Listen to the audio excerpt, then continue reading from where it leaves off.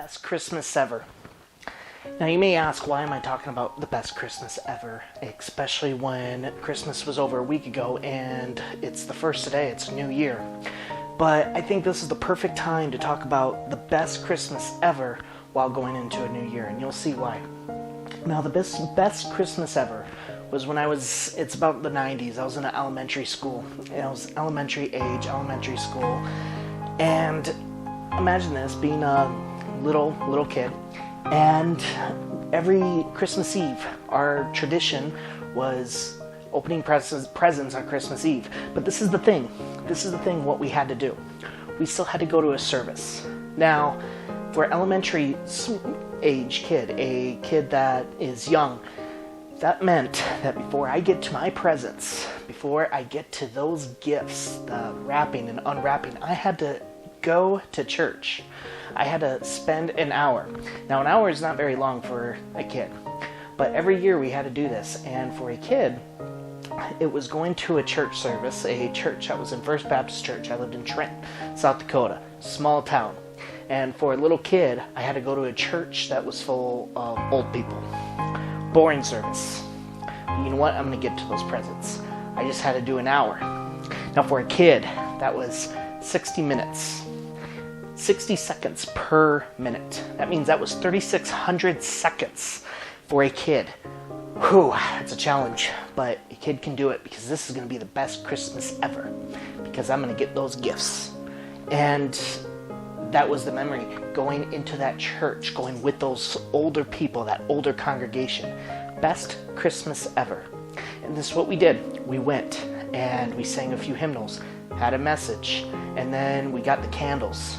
Time was almost there. I was getting so close. I can feel it. Playing with the candle, scraping that wax off, playing with a little wax, letting it go on my hand, that burned out just to make sure I was still awake. Finally, it was done. It was there, going home. Gotta open the gifts. Best Christmas ever. Well, this is the thing when we were in elementary school. That was every year, and every year it was the best Christmas ever. Now let's talk about another best Christmas ever. And this is actually in Luke, and this is what we celebrate, the nativity scene. Now imagine this, in Luke, what we celebrate is this beauty of a baby Jesus being born in this barn with the angel on top of the barn and cattle here and the wise men there. It's considered what we celebrate as Christmas. Best Christmas ever. But let's look at that. Let's really look at the best Christmas ever. In those days, a decree went out from Caesar Augustus that all the world should be registered. This was the first registration with Quirinius, was governor of Syria, and all went to be registered. So they went and they got registered. That was the start of the best Christmas ever.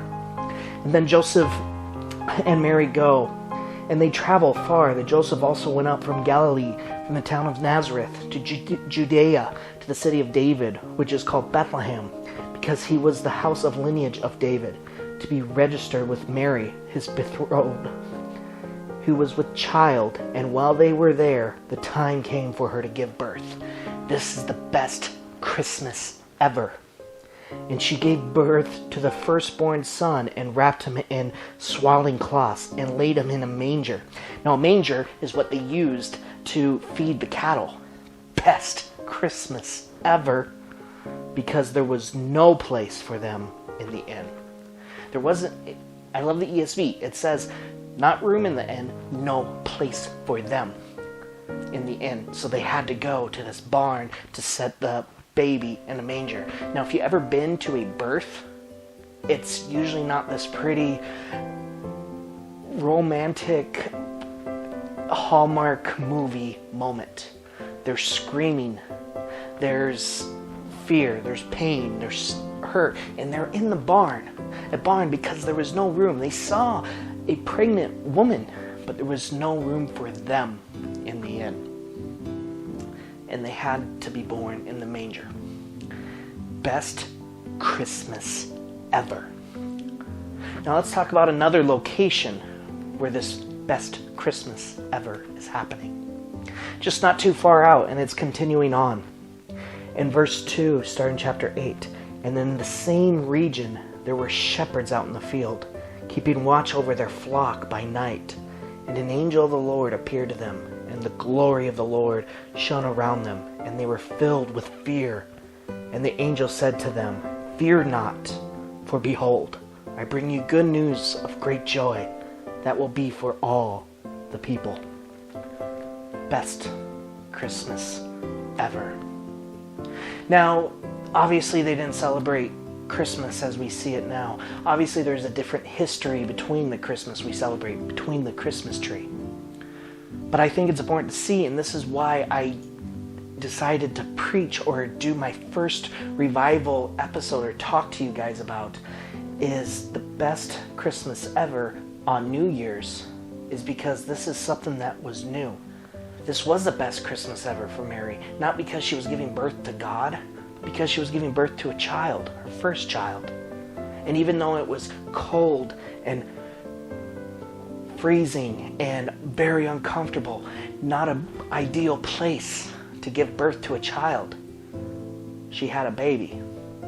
That's the best Christmas ever. For Joseph, seeing the son, even though an angel came to both of them at different times, both saying, "Fear not." Mary saying, telling Mary that you're going to have a child of God, telling Joseph, "Don't leave her." Best Christmas ever. And then going to these wise men, telling them something new is coming, something that is great, something that will change this world. It's not only a best Christmas ever, it's a best new year, new impact. And why make this the first revival episode, besides having Christmas and New Year's right next to each other? Well, we just exited 2020. And I talked about this tradition of me going to a church in elementary age, how it's the best Christmas ever. But this is the trick why it was. It wasn't because of the presents. For a kid, that was what made it the best Christmas ever, the great tradition. But as you get older, you realize you miss that church service, the feel of the wax, the feel of the candle, and the feeling of going home and circling around and opening gifts one by one while having the snacks at the table, the soup that we've always made every year. It's that tradition we end up missing that made it the best Christmas ever. We are just exiting 2020. And for pretty much everyone, this was a tough year. A lot of people dealing with homelessness, close to homelessness, loss, hurt, family death, not just elderly family, but so close, spouses dying. It has been a hard year. And going on to 2021, we'd like to forget, now that year's done, the next year will be better. And it may be, but there still are going to be struggles. Things don't just disappear because it's a new year. Things carry on. But this is what's beauty. This is what makes it the best Christmas and New Year's ever. As the angel comes to the wise men, do not be afraid. Do not fear. We are called to not fear. 2021, there's going to be huge changes, fears that come around. But there is one thing that has never changed every year. God is there. God is going to make an impact. Just like the wise men, the shepherds, when the angel came to them and said it. It was a lot of fear, a lot of what's going on. But God is here. So if you're coming in this year with a lot of loss and a lot of fear, fear not. For God is here. For Jesus Christ has not forgotten about us. Jesus Christ is here to make an impact. Jesus Christ is here to make a revival. A revival that starts with you. person watching this video, the person you share this to watch. It starts with you. But the question is, are you gonna take that step? The angel says, do not fear, and he is telling us now, do not fear, for Jesus Christ is here with you now. Jesus Christ is bringing a revival. Jesus Christ is here. Best Christmas ever. Hey everyone, thank you so much for joining me in my living room on talking about the first message with Christmas and New Year's that just finished. Thank you so much for being part of that. And also in future episodes, we are going to have some guest speakers coming here soon. And also, if you have someone that you can think of that would have a great message, or maybe you have one, leave a comment below. And also, don't forget to continuously check out other episodes of Aaron Being Aaron, and then Shattered Faith that's going to be coming back here soon.